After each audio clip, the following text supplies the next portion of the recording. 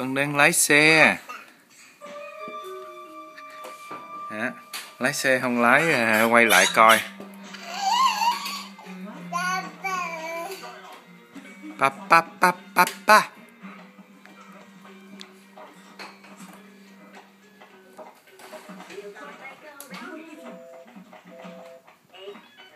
Rồi, busy phone rồi.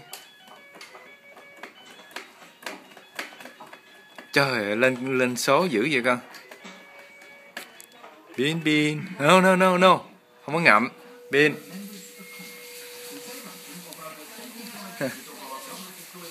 Cái tay lái rồi con ngậm chi? Con leo xuống đi, tự leo xuống đi. Ừ.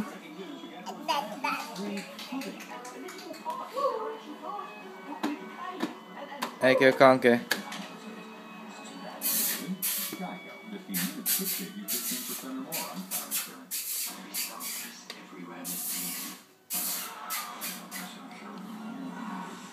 Bữa nay con dài được tí xíu rồi, chống chân là tới. Rồi trước là ngồi là vừa đủ chạm mặt đất thôi. Bây giờ là dư rồi.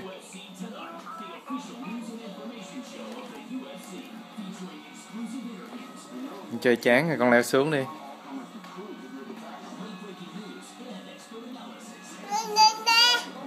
Ừ, leo xuống. Sao?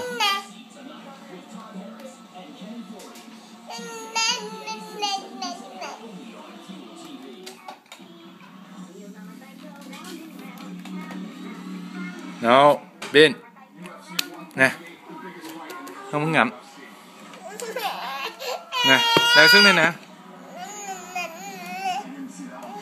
Hả? Chống xuống. Ừ, cúi xuống. Bước xuống giỏi. À.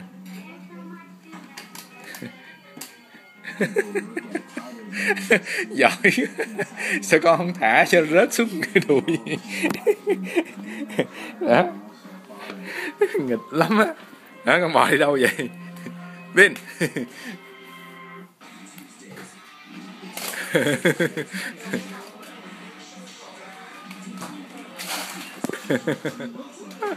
Khói ra cửa.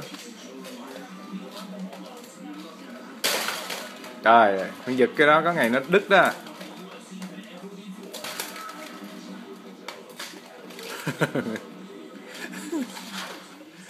Đó. Ông bà nội thấy ông bà nội sợ. Mai mốt về kéo đồ. Bin ơi.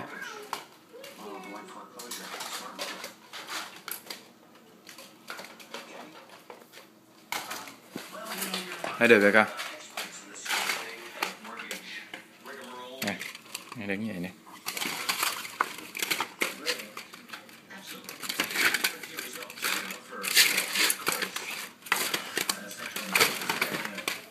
Rồi.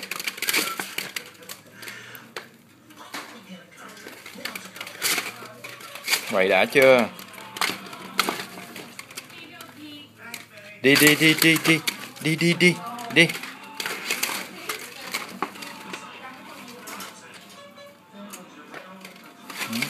Phá gì đó.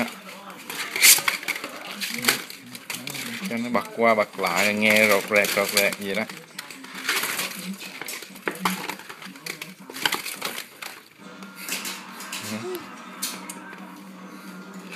Ở ngoài tối thui vậy con nhìn cái gì vậy?